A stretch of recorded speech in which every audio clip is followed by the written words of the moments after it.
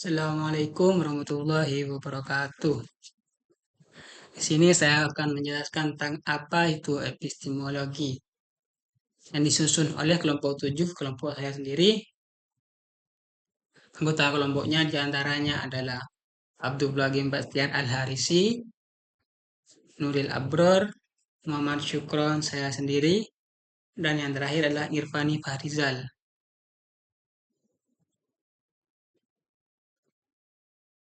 Pertama kita akan membahas dulu pendahuluan, yang kemudian pembahasan, serta yang terakhir adalah penutup.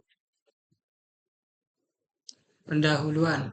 Epistemologi merupakan cabang filsafat yang mengkaji tentang pengetahuan, bagaimana pengetahuan diperoleh, serta bagaimana menentukan kebenaran. Epistemologi itu adalah suatu hal yang membuat yang mencari tahu tentang pengetahuan, bagaimana pengetahuan diperoleh, serta bagaimana menentukan kebenaran, serta bagaimana kita bisa membahas itu benar atau tidak, bagaimana pengetahuan itu bisa diperoleh, tentang bagaimana tentang apa itu pengetahuan.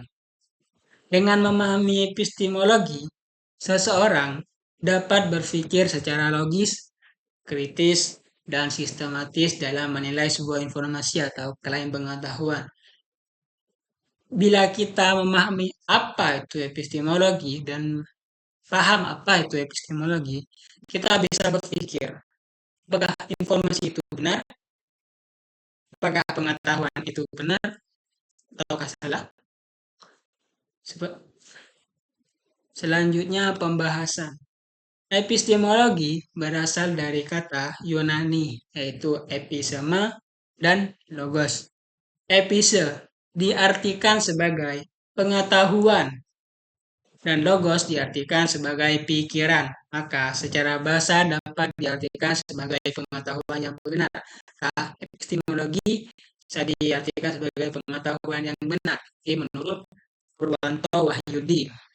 Sedangkan menurut KBBI, Kamus Besar Bahasa Indonesia, cabang epistemologi adalah cabang ilmu filsafat yang membahas dasar-dasar serta batas pengetahuan manusia, termasuk hakikat, sumber, metode, dan kebenaran pengetahuan tersebut, atau sering disebut sebagai teori pengetahuan. Epistemologi adalah cabang filsafat yang membahas tentang hakikat pengetahuan, asal-usul pengetahuan, sumber pengetahuan, serta bagaimana suatu pengetahuan dapat dinilai benar. Ruang lingkup epistemologi. Ini adalah apa yang ada di dalam apa yang kita bahas tentang epistemologi. Subjek pengetahuan, manusia sebagai makhluk berpikir. Manusia sebagai makhluk berpikir. Manusia itu memiliki akal dan pikiran yang membuat kita bisa bertanya, menganalisis, yang bernalar itu, yang membuat kita bisa memahami diri kita dan alam semesta, hingga membuat kita melampaui kualitas hidup yang awal mulanya hanya untuk bertahan hidup menjadi menikmati hidup. Selanjutnya adalah objek pengetahuan. Segala sesuatu yang dapat diketahui, misalnya segala sesuatu hal yang bisa kita ketahui, misalnya pohon. Apa itu pohon? Bagaimana pohon itu bisa hidup? Apakah pohon itu termasuk makhluk hidup? Nah, contohnya seperti itu. Segala sesuatu yang dapat diketahui, segala sesuatu yang bisa kita ketahui dan bisa kita lihat, juga segala sesuatu yang tidak bisa kita ketahui, misalnya seperti jin. Apakah jin itu benar ada? Ataukah hanya sebatas mitos? Nah, selanjutnya ada relasi subjek-objek. Bagaimana pikiran manusia menangkap realitas?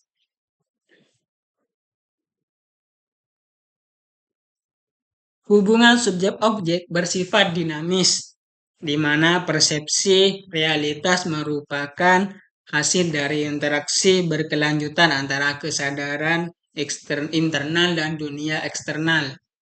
Itu bagaimana subjek interaksi berkelanjutan, bagaimana pikiran kita bisa berinteraksi dengan dunia eksternal. Seperti yang ada di sekitar kita ini dunia eksternal. Kalau dunia internal itu ya seperti mata, pikiran, dan lain-lain. Hakikat pengetahuan. Hakikat pengetahuan adalah pembahasan tentang apa itu pengetahuan pada dirinya sendiri, bukan sekadar bagaimana pengetahuan diperoleh. Itu hakikat pengetahuan itu membahas lebih dalam apa itu pengetahuan pada dirinya sendiri. Apa itu pengetahuan itu? Hakikat pengetahuan terdiri dari tiga unsur. Yang pertama adalah keyakinan. Subjek mempercayai suatu pernyataan. Subjek itu yang awal tadi seperti manusia, bagaimana kita bisa mempercayai suatu pernyataan itu disebut keyakinan. Misalnya saja, kalau menurut keyakinan saya ya, handphone itu manusia tidak bisa hidup tanpa handphone. Kalau menurut kebanyakan orang mungkin ada yang setuju seperti ini, ada juga yang tidak setuju. Itu karena menurut keyakinan kita. Juga keyakinan yang lain kalau membahas agama, itu Islam, menurutku Islam itu adalah agama yang benar, sedangkan agama yang lain tidak benar. Itu menurut keyakinan kita. Karena kenapa? Tuh. Sedangkan menurut mereka, ya agama mereka juga benar menurut mereka sendiri. Sedangkan menurut kita, mereka tidak benar.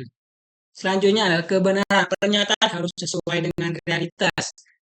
Pernyataan saya yang awalnya handphone adalah manusia tidak bisa hidup tanpa handphone. Kenapa itu? Karena kebanyakan orang manusia sekarang pasti memiliki yang namanya handphone.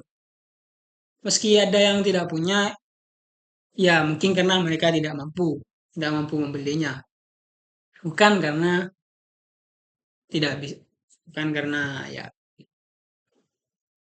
pasti pasti ada juga yang bilang kalau manusia itu bisa hidup tanpa handphone seperti oh zaman dahulu kan manusia zaman dulu itu tidak bisa hidup, mereka bisa hidup meski tanpa handphone. Ya karena zaman dulu itu zaman klasik, bukan zaman canggih. Kalau sekarang kan teknologi makin canggih. Kenapa saya bilang kalau manusia tidak bisa hidup tanpa handphone? Dan untuk kalau beragama, kenapa Islam itu bisa dibilang agama yang benar? Karena di dalam kitab kami, Al-Quran, itu banyak yang diceritakan, banyak hal yang dibahas di dalamnya, yang firman Allah, yang kemudian terjadi di alam semesta ini. Seperti contoh sungai dalam laut, api dalam laut gitu. Itu diterangkan dalam Al-Quran. Padahal Al-Quran itu kan sudah ada dari ribuan tahun yang lalu. Sedangkan hal-hal yang saya sebutkan tadi, api dalam laut itu masih baru-baru ini yang terjadi. Bagaimana bisa manusia zaman dahulu bisa tahu apa yang akan terjadi masa depan karena kalau bukan dari sang penciptanya. Yang selanjutnya adalah pembenaran, keyakinan harus memiliki alasan yang kuat.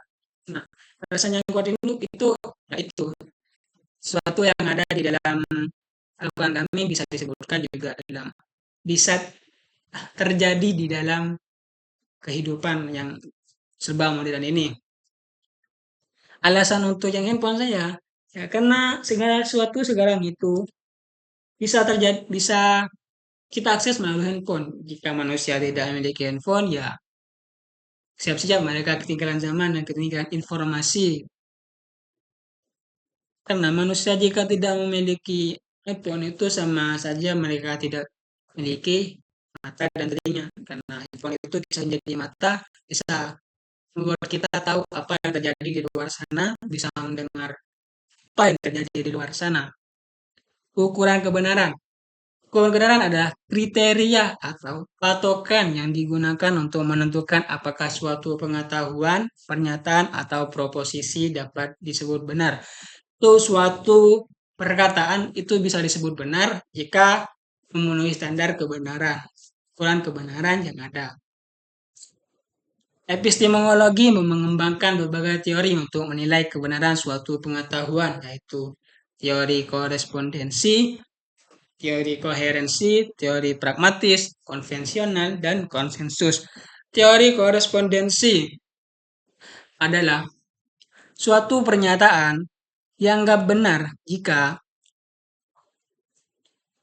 pernyataan sesuai dengan fakta atau realitas.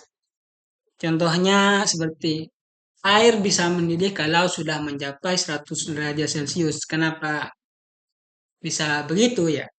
Jika kita mencoba masak air, air itu bisa mendidih jika sudah mencapai 100 derajat Celcius. Itu bisa disebutkan kebenaran adalah kesesuaian antara pernyataan dengan fakta atau realitas. Yang kedua adalah teori koherensi.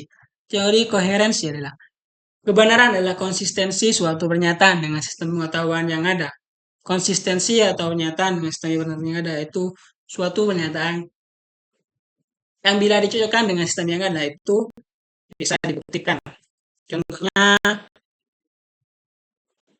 dalam matematika, suatu teorema benar jika logis dan konsisten dengan aksioma. Selanjutnya, teori pragmatis. Teori pragmatis adalah kebenaran adalah apa yang bermanfaat dan memecahkan masalah.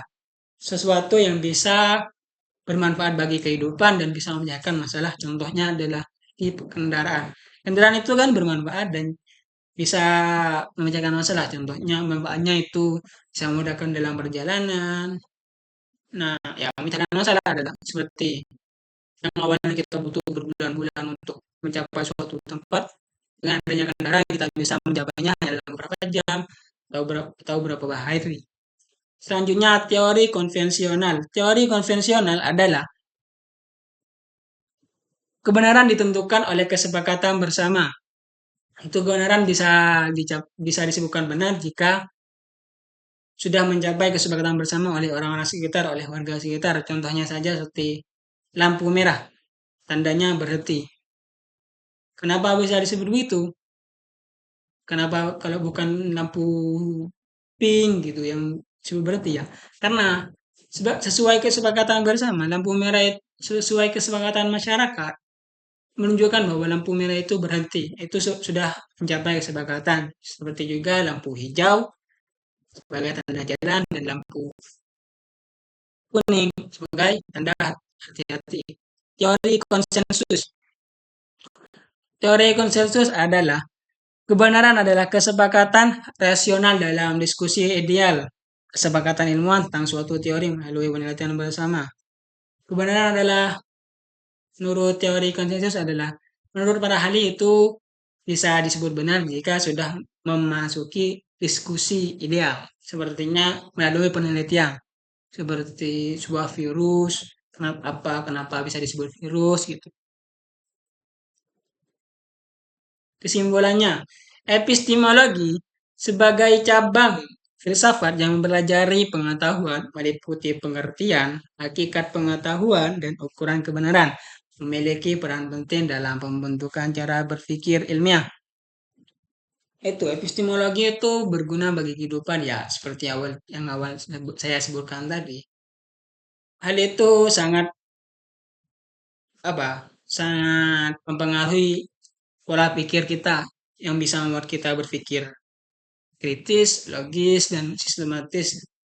Juga bisa membuat kita tahu apa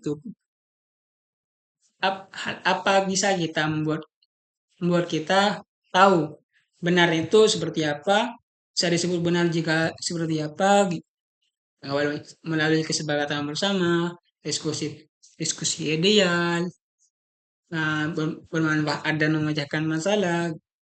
Jadi membuat kita tidak sembarang menyebutkan itu benar, apalagi di zaman modern ini, yang mana sulit membedakan itu benar atau salah. Contohnya seperti video yang menurut kita awalnya itu benar, tapi karena kita belajar epistemologi, bisa kita tahu kalau itu memang cuma editan. Jadi pentingnya belajar bagi kita Apa itu epistemologi juga belajar di sekolah jadi jangan sering bolos gitu. Kurang lebihnya mohon maaf. Terima kasih. Thanks. Arigato. Wassalamualaikum warahmatullahi wabarakatuh.